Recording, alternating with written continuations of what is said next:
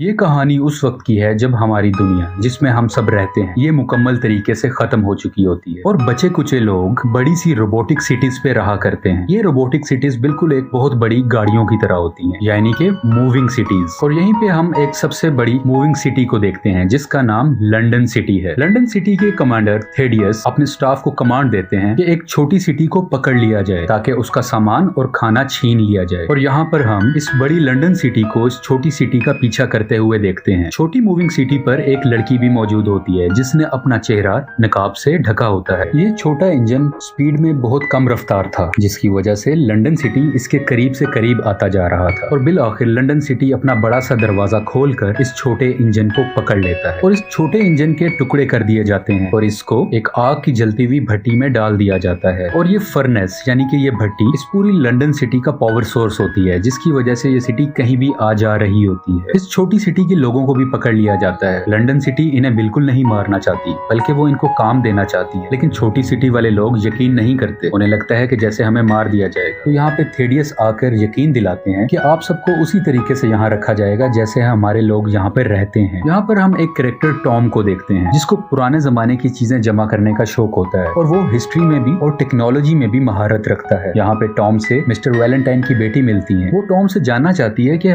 हमारी दुनिया कैसे खत्म हुई थी, हम सब पहले जमीन पर रहते थे, ये सब चेंजेस कैसे आई। टॉम बताता है कि हमारी दुनिया मेड्यूसा की वजह से खत्म हुई जो कि एक क्वांटम वेपन था। इस क्वांटम वेपन की वजह से सिर्फ 60 मिनट्स में पूरी दुनिया तबाह हो गई थी और जो बचे कुचे लोग थे उन्होंने पुरानी तरह की जिंदगी छोड़कर ऐसे बड़े बड़े इंजन्स बना लिए जैसे कि हम लंदन सिटी में रहते हैं। और इसके अलावा अभी भी कुछ ऐसे लोग हैं जो पुराने तरीके से ही रह रहे हैं जो इन मोर्टल इंजन्स के खिलाफ हैं। टॉम अपने पुराने सामान को देख रहा होता है। ये वही सामान होता है जो उस छोटी सिटी से लंदन सिटी ने हासिल किया होता है। वो अभी ये सब देख ही रहा होता है और थेडियस भी यहाँ पर आता है और टॉम को उसके काम के लिए शाबाश देता है। थेडियस टॉम से पूछता है कि तुम तो पायलट बनना चाहते थे, तुमने उसकी ट्रेनिंग भी ली थी, तो तुम ऐसी रिसर्च क्यों करने लग गए। टॉम बताता है कि बस हालात की वजह से मुझे अपने ड्रीम को छोड़ना पड़ा और ये काम करना पड़ा और वो अपने इस काम में अब बहुत खुश भी है। अब हम उसी लड़की को देखते हैं जिसने मास्क पहना हुआ था। वो चाकू लेके थेडियस की तरफ बढ़ रही होती है ताकि वो उसको मार सके। टॉम इसको देख लेता है, वो उसको रोकने की कोशिश करता है लेकिन कामयाब नहीं हो पाता और वो मास्क वाली लड़की थेडियस को चाकू मार देती है। चाकू मारते ही लड़की कहती है ये सब मेरी माँ का बदला था। हेस्टर शॉ नाम सुनते ही थेडियस परेशानी से उस लड़की को देखता है। इस लड़की का नाम हेस्टर शॉ होता है। ये फिर से दोबारा थेडियस को मारने की कोशिश करती है लेकिन इतनी देर में टॉम पहुंच जाता है और उस लड़की को रोक लेता है और ये लड़की टॉम को धक्का देकर भागने लगती है। टॉम भी इसका पीछा करता है और थेडियस भी उस लड़की के पीछे चला जाता है। ये लड़की भागते हुए स्लिप होकर एक जगह पर गिरने लगती है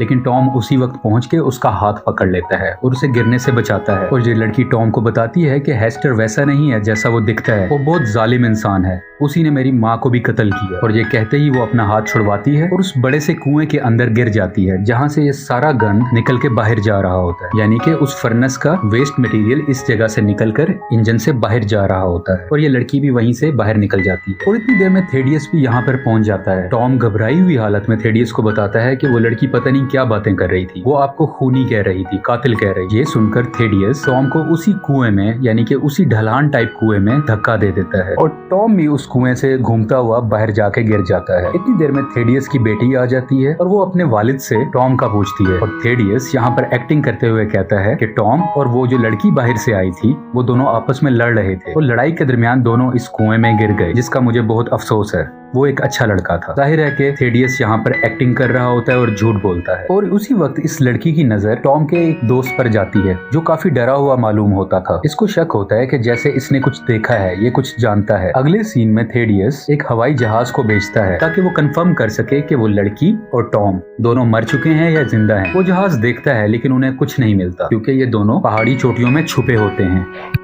हेस्टर अपना चाकू निकालकर टॉम को धमकी देती है कि तुमने मुझे ना रोका होता तो मैं थेडियस को मार देती। हेस्टर यहाँ से जाने लगती है लेकिन टॉम उसको रोकता है और उसे हेल्प मांगता है। वो कहता है कि मैंने अपनी पूरी जिंदगी लंदन सिटी में गुजारी है, मैं वापस जाना चाहता हूँ और उसका मैं ये पोल खोलना चाहता हूँ, उसकी ये हकीकत सब लोगों के सामने लाना चाहता हूँ। और ये बातें सुनकर हेस्टर भी मान जाती है। यहाँ पर हम थेडियस को देखते हैं जो अपने एक सीक्रेट एनर्जी प्रोजेक्ट पर काम कर रहा था और यहाँ पर ये एनर्जी सोर्स के लिए फ्यूजन सेल्स का इस्तेमाल इस्तेमाल करता है। ये पूरा सीक्रेट प्रोजेक्ट सब लोगों से छुप के हो रहा था। इवन के थेडियस के सीनियर ऑफिसर्स को भी नहीं पता था कि थेडियस ऐसा कुछ कर रहा है। और यहाँ पर सिक्योरिटी भी बहुत ज्यादा थी। थेडियस के अलावा यहाँ कोई दूसरा शख्स जा ही नहीं सकता था। लेकिन थेडियस को सिर्फ एक ही डर रहता था कि कहीं हेस्टर फिर से उसके प्रोजेक्ट में रुकावट ना बने। तो थेडियस के साथ काम करने वाली डॉक्टर उसको मशवरा देती है, तुम समंदर के दरमियान मौजूद जेल में एक कैदी से मिलो। वो मॉन्स्टर है, वो दरिंदा है और वो हर वक्त हेस्टर शॉ का नाम लेता रहता है। वो उसको मारना चाहता है। लॉर्ड थेडियस फौरन से जाकर उस मॉन्स्टर से मिलते हैं, जिसकी आंखें सब्ज कलर की होती हैं, जिसकी आंखें ग्रीन कलर में दहशत फैला रही होती हैं। थेडियस उस जेल पर हमला कर देता है और इसी हमले से वो मॉन्स्टर भी आजाद हो जाता है और हेस्टर को मारने के लिए उसकी तलाश में चला जाता है। हेस्टर और टॉम बहुत पुरानी ब्रेड खा रहे होते हैं क्योंकि इनके पास और कोई खाना मौजूद नहीं होता और खाना खाकर ये दोनों सो जाते हैं। कुछ बड़े मोटर इंजन्स की आवाज से हेस्टर की आंख खुल जाती है और वो देखती है कि टॉम कुछ इंजन से हेल्प मांग रहा है। और लेकिन टॉम नहीं जानता था कि वो सिटीज लोगों का शिकार करती हैं और उनको कब्जे में ले लेती हैं। वो शिकारी सिटीज इन पर हमला करती है, लेकिन उसी वक्त एक और सिटी जो सेंटीपीड की तरह होती है वो इनकी जान बचा लेती है। लेकिन इनको बचाने वाले लोग इनका बहुत ख्याल रखते हैं और इनको चाय पीने के लिए भी देते हैं। दूसरी तरफ लॉर्ड थेडियस की बेटी को लगता है कि उसके फादर की जान खतरे में है, इसलिए वो जाकर टॉम के दोस्त से मिलती है। ये वही दोस्त है जिसने टॉम और हेस्टर को उस कुएं में गिरते हुए देखा था। जब थेडियस की बेटी इसे पूछती है कि तुम कुछ न कुछ जानते हो, तुम मेरी हेल्प करो, टॉम का दोस्त कहता है कि तुम क्या करोगी जान के। वो कहती है कि मेरी फादर की जान को खतरा है और वो दोस्त कहता है कि अगर किसी की जान को खतरा है तो वो हम सबको है, तुम्हारे फादर को नहीं, क्योंकि तुम्हारे फादर ने ही टॉम को धक्का मारकर गिराया था और अपने रास्ते से हटा दिया था। इसके अलावा टॉम का दोस्त ये भी बताता है कि तुम्हारे फादर एक सीक्रेट वेपन बना रहे हैं जिससे वो उन सिटीज पर अटैक करेंगे जो लोग हमारी तरह मोटल इंजन्स पर नहीं रहते, बल्कि वो लोग पुराने तौर तरीकों के मुताबिक ही जिंदगी गुजारते हैं और वो उनकी दीवारों को तोड़ना चाहते हैं ये वेपन बना के, क्योंकि तुम्हारे फादर थेडियस को लगता है कि उन सिटीज में बहुत खाना है, बहुत हथियार हैं, बहुत फ्यूल है, तो इस वेपन की मदद से हम उनको हरा सकते हैं। ये सब सुनकर थेडियस की बेटी बहुत मायूस हो जाती है। फिर से हम हेस्टर और टॉम को देखते हैं। वो लोग देखते हैं कि जिन लोगों ने उनकी हेल्प की थी वो उनको सही रास्ते पर लेकर नहीं जा रहे होते, तो उन्हें शक होता है। वो इस इंजन का एक सीक्रेट दरवाजा खोलते हैं और कूदने का सोचते हैं, लेकिन हेस्टर की टांग जख्मी है, इस वजह से वो कूद नहीं पाएगी। वो उसे कहती है कि तुम कूद जाओ, लेकिन टॉम कहीं ना कहीं हेस्टर को पसंद करने लगा था, इसलिए वो भी नहीं कूदता। वो कहता है कि हम साथ ही रहेंगे। अब इनकी हेल्प करने वाले लोग इनको ऐसी जगह पर ले आते हैं जहाँ पर जिंदा लोगों की बोली लगती है, यानी कि उनको बेचा जाता है। हेस्टर शॉ की बोली लग ही रही होती है और एक रैंडम शख्स उसको खरीदने ही वाला होता है कि उसी वक्त लंदन सिटी की मोस्ट वांटेड क्रिमिनल एना फैंग आ जाती हैं। बेसिकली एना लंदन सिटी और थेडियस की पॉलिसीज के खिलाफ होती हैं, इसलिए ये मोस्ट वांटेड हैं। और एना फैंग यहाँ पे बहुत सी गोलियां चलाती हैं और सब लोगों को मारकर हेस्टर और टॉम की जान बचा लेती हैं। लेकिन उसी वक्त वो ग्रीन आइज वाला मॉन्स्टर भी वहाँ पर आ जाता है। लेकिन यहाँ पर हम ये भी देखते हैं कि हेस्टर शॉ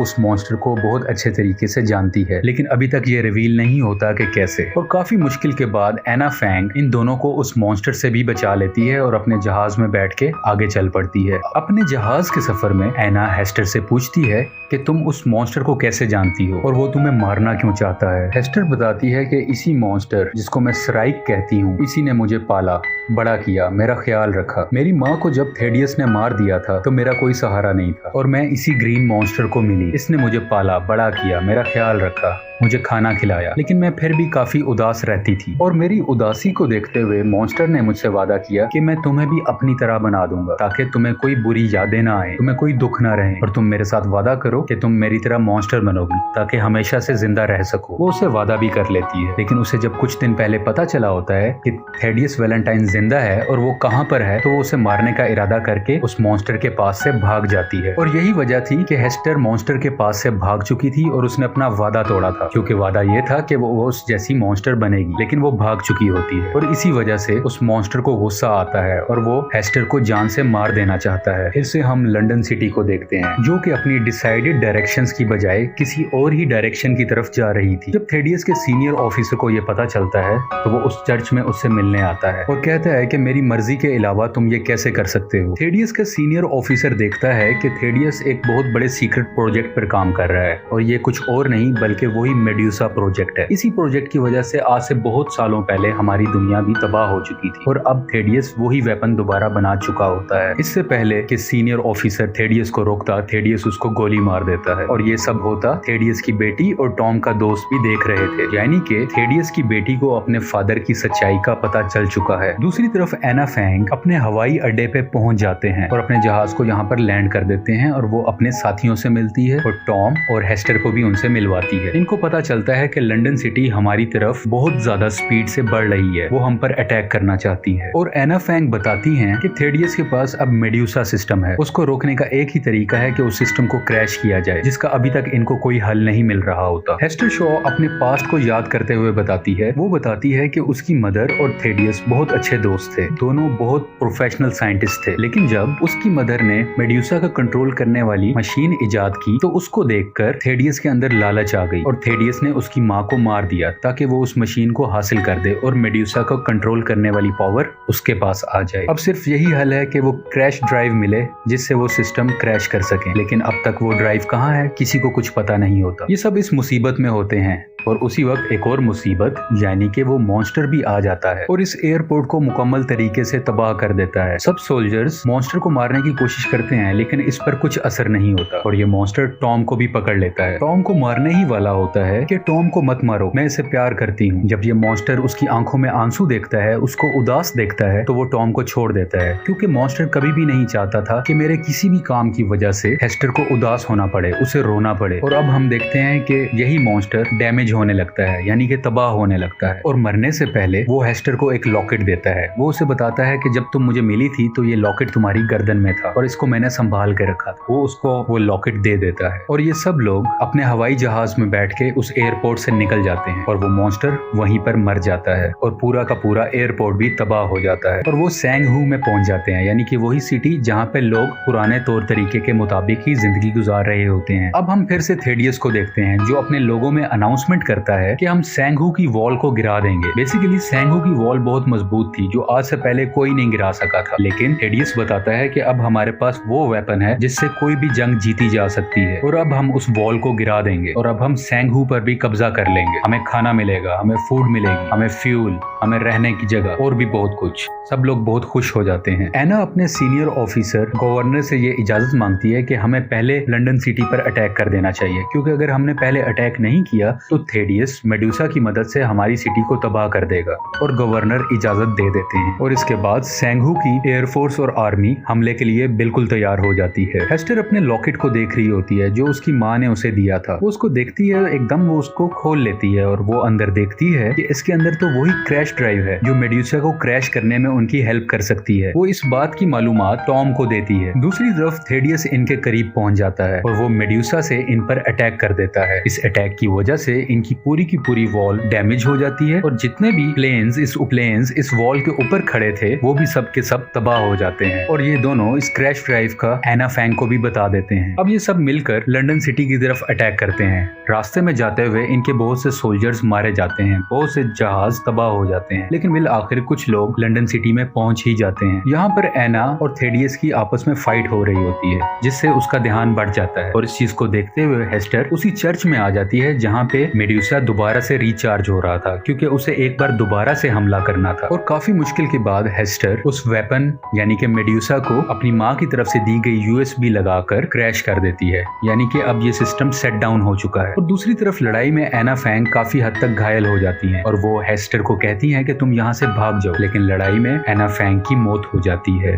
थेडियस चर्च से बाहर निकलता है और उसको अपनी बेटी मिलती है। वो उसे कहता है कि चलो हम यहाँ से भाग जाते हैं, लेकिन उसकी बेटी उसकी सच्चाई जानती थी और वो उसे कहती है कि मैं खूनी इंसान के साथ नहीं जाना चाहता और वो खुद जाने लगता है। वो जा ही रहा होता है कि हेस्टर थेडियस का रास्ता रोक लेती है क्योंकि वो उससे बदला लेना चाहती थी, लेकिन थेडियस यहाँ पे एक सच बताता है कि हेस्टर तुम मेरी ही बेटी हो, तुम्हारी माँ और मैं बहुत क्लोज थे। ये सुन के हेस्टर को बहुत शौक लगता है। दूसरी तरफ थेडियस की बेटी लंदन सिटी की कंट्रोल रूम में जाती है क्योंकि इनकी ये मोर्टल सिटी बहुत तेजी से उस वॉल की तरफ बढ़ रही थी जहाँ पर जिंदा लोग थे। ये इसको रोकना चाहती है लेकिन तमाम कंट्रोल सिस्टम डैमेज हो चुके थे और ये इसको रोक नहीं पा रही थी। ये टॉम की हेल्प लेती है। टॉम अपने जहाज में बैठकर लंदन सिटी का पावर सोर्स को तबाह कर देता है, यानी कि वही भट्टी जहाँ से लंदन सिटी को पावर मिल रही थी आगे चलने में, आगे बढ़ने में। ये इसको मुकम्मल तरीके से तबाह कर देता है। टॉम देखता है कि थेडियस और हेस्टर में अभी भी जंग चल रही थी, उनमें लड़ाई हो रही थी। तो टॉम इनकी तरफ आता है और थेडियस को बचाकर अपने साथ ले जाता है और हेस्टर वहीं पर नीचे गिर जाता है। लेकिन जब वो देखता है